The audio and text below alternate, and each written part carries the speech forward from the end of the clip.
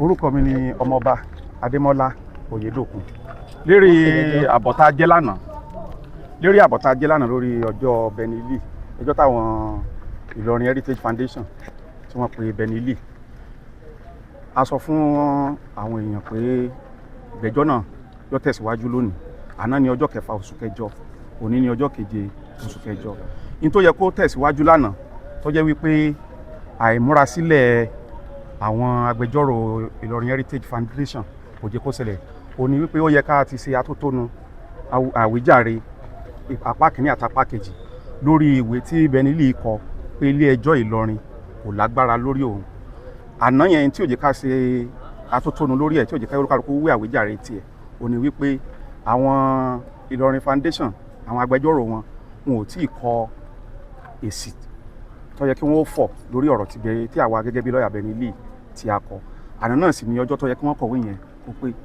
Mo rò pé kó tó di pé àwọn òṣìṣẹ́ ìjọba síwọ́ lánàá, wọ́n ti kọ ìwé yẹn, wọ́n ti kọ tó ti parí, tó ti wà ńlẹ̀, tí wọ́n ti fi síwájú adájọ́. So ìgbà táwa wá dé ilé ẹjọ́ láàárọ̀ yìí ni wọ́n sì wá fún wa ní ẹ̀dà rẹ̀. Tá bá sì wo ìwé náà, ó lé ní abala ojúwe 20 tó jẹ́ pé ó yẹ ká fi pẹ̀lẹ́pẹ̀lẹ́ kà káwa náà lè mọ nǹkan tá a fọ̀ lé sí. Ṣùgbọ́n a gbìyànjú kó má bàa tún jẹ́ pé àtúnṣe máa padà wá ni. A ní ká dájọ́ fún wa níbi wákàtí kan ká fi sáré lọ fọ èsì lórí ìwé náà, torí àfẹ́ máa lọ ká máa bọ̀. Ẹ̀rọ ẹjọ́ ọba wa fẹ́ kó parí ní kíákíá. Láàrin wákàtí kan tí ilé ẹjọ́ fún wa, ìwọ̀nba nǹkan tí a kọ, ìgbà tẹ́jọ́ tún bẹ̀rẹ̀ gan, àwa gan la tún rò wípé ó dàbí pé àkọ́kún tó, a ti fi wìrìwìrì, a ti fi bomi gbígbóná sí ẹnu ká má wà bá wa ṣera wa ní sùtà. La sọ fún àwọn náà sọ pé ìwọ̀nba tá a kọ gan nígbà tí wọ́n kà, wọ́n sọ wípé ó yẹ káwọn náà tún fèsì sí, tí ó sì rí bẹ́ẹ̀ ní abẹ́ òfin. Ṣùgbọ́n nígbà táwa náà tún rọ lọ́rọ̀ bọ̀, a rí pé nǹkan tó yẹ ká tún kọ, ó yẹ ká tún kọ kún jù bẹ́ẹ̀ lọ. La sọ fún ilé ẹjọ́ pé a fẹ́ gba ìwé yẹn padà, tá a kọ ní yàjò láàárọ̀ yìí, pé àkọ́kún tó, pé a fẹ́ gbà padà. A ní ọjọ́ 3 láti dáhùn. Òní lọ́jọ́ kìíní, ọ̀la ń bẹ ńbẹ̀, ọ̀túnla ń bẹ ní ibẹ̀, pé a fẹ́ ṣe àtúnṣe rẹ̀. Nígbà tí wọ́n sọ pé àwọn nílò ọjọ́ míì láti dá wa lóhùn lórí ẹ̀ yẹn, àwa náà nílò ọjọ́ míì ká kúkú fi kọ tiwa náà ní ẹ̀kúnrẹ́rẹ́. So fúndì náà kọ́ àti ilé ẹjọ́ àti lọ́ọ̀yà apá kìíní àti lọ́ọ̀yà apá kejì làwa foríkorí, làwa mú ọjọ́ 18 oṣù kẹjọ yìí làwa pàdé níbí. Kí ni adájọ́ ní yóò ṣẹlẹ̀ níjọ́ tẹ́ bá pàdé? Ìtadájọ́ sọ pé yóò ṣẹlẹ̀ ni pé àti apá kìíní àti apá kejì pé kò sí àní kan tó bá di ọjọ́ 18 yẹn. Ìjọ yẹn ni apá kìíní àti apá kejì yóò wá sọ di bí adájọ́ yìí tàbí bí ilé ẹjọ́ yìí bó ṣe lágbára àti bó ṣe lágbára, pé kò ní sí pé à ń sún síwájú mọ́ ní ọjọ́ yẹn. Ìjọ yẹn olúkálùkù ó ro ẹjọ́ tiẹ̀. Ní ṣókí, ẹ̀yin tẹ́ jẹ́ agbẹjọ́rò fún Bennylee, kí lẹ̀yin jà fún gan-an? Ní tá à ń jà fún ni wípé ní orílẹ̀-èdè Nàìjíríà ẹ̀tọ́ ọmọnìyàn wà. Lára ẹ̀tọ́ ọmọnìyàn òun sì ní láti ní èrò ọkàn àbí ìgbàgbọ́ tó bá wù. Ẹnìkan ò lè kan ẹnìkan pa pé ntọ́ gbọ́dọ̀ wà lọ́kàn rẹ ni, ntọ́ gbọ́dọ̀ jẹ́ èrò ọkàn rẹ ni, àbí ntọ́ gbọ́dọ̀ gbàgbọ́ ní. Freedom of religion is sacrosanct, is guaranteed in the Constitution of the Federal Republic of Nigeria. So nobody should be punished for expressing an opinion. And one of those things we are fighting for is that the Ilòrin judiciary, Ilòrin Magistrate Court, has no jurisdiction to entertain a case on any person who is not resident in Ilòrin and who has not committed any offense within Ilòrin judicial territory. So that's what we are telling the court. We are challenging the jurisdiction of the Magistrate Court of Kwara State not to have jurisdiction over the man described as Bennylee. That's the point we are trying to make. And until we argue and the court makes a decision, until then, we know whether the court has jurisdiction or not. Orúkọ mi ni Abdulkadir Adémọ́lá Bọ́lájí Àjàsà, tí mo jẹ́ lọ́ọ̀yà, ìkan lára àwọn lọ́ọ̀yà fún Ilòrin Heritage Preservation Foundation. Kí ló tó ṣẹlẹ̀ ẹjọ́ lè?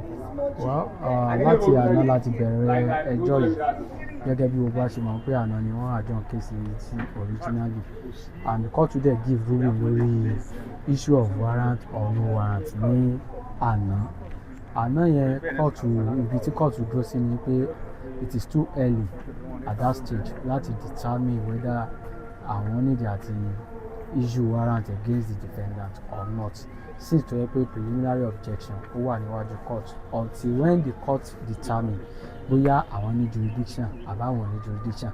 So lẹ́yìn ìgbà yẹn ni àwọn nǹkan míì tó bá fẹ́ tẹ̀lé yóò wá ṣẹ̀ṣẹ̀ wá tẹ̀lé.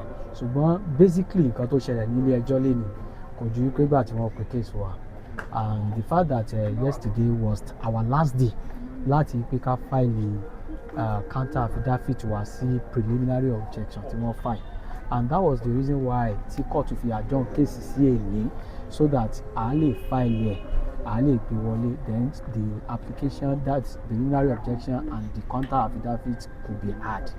But unfortunately nígbà tí wọ́n adé court láàárọ̀ yìí, although defence counsel lawyer defendant wọ́n wà entitled to 3 days by practice direction 2025, but voluntarily ni lawyer wọn ni wọ́n choose pé àwọn fẹ́ reply lélẹ̀ wípé àwọn ò fẹ́ sọ di ọ̀la, probably because of his distance or àwọn náà mọ reason tí wọ́n fi choose láti file reply wọn lélẹ̀ on point of law. And both of us, èmi àti lawyer wọn àjọsọ fún court pé kan fún wa ní 1 hour 30 minutes for them to put their house in order to file their reply. You understand? So wọ́n dẹ̀ lọ court ní okay tó báyìí tó time, in fact they even spend up to 2 hours, more than 1.5 hours to court fún wa kí wọ́n tó lọ prepare reply wọn on point of law. But surprisingly when they came with a further affidavit together with reply on point of law. So nígbà tí court dẹ̀ pé case, I have to call the attention of the court to it pé initially what they told us tí wọ́n sọ fún court ni pé àwọn fẹ́ file reply on point of law. We were taken by surprise, and the law is that the adverse party must not be taken by surprise. Wọ́n take wa by surprise láti pé wọ́n file a counter. So when they do that, I noticed there are some defects, and I noticed that that's in my own opinion pé affidavit tí wọ́n file is not competent. Àkọ́kọ́, the heading was wrongly headed. Then secondly, ó ní àwọn ibìkan tí error wà. So I was trying to tell the court pé we are entitled to file a further and better affidavit, maybe because tó ti lè mú wọn file counter sí láti file further affidavit sí, àwọn náà wà entitled láti reply àwọn new issue tí wọ́n raise nínú better further affidavit wọn.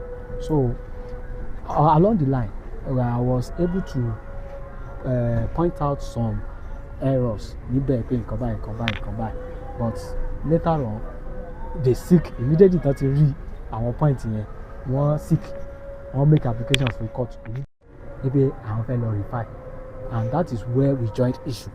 Àwa argue, àwọn náà argue pé volunteer not fit injuria. Àwa agree pé truly by law you are entitled to 3 days, but ẹ̀yin fúnra yín voluntarily willingly lẹ sọ pé ẹ forfeit àwọn privilege tí law give fún tó fún yín pé àwọn days yẹn you want to fight today. Nígbà tẹ́tẹ́ tí lè choose láti fight today, who are we to insist that you must not fight today? Now after fight, nígbà tẹ́tẹ́ wá fight tán ẹ wá padà wá sọ pé ẹ fẹ́ withdraw that same order affidavit tẹ́tẹ́ already fight steady staff wa tàbí join issue lórí ẹ̀ orally nínú court.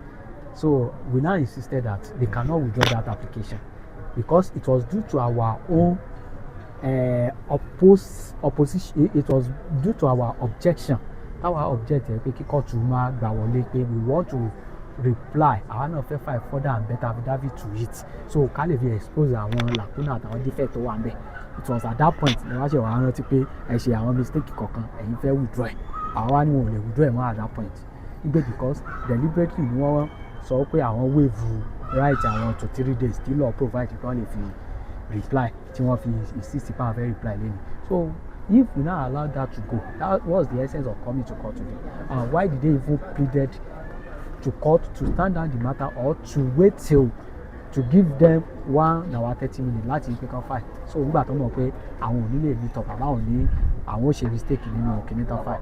So nígbà tá a argue lọ́tún lọ́sì at the end of the day court sọ pé okay àwọn adjourn case on the 18th of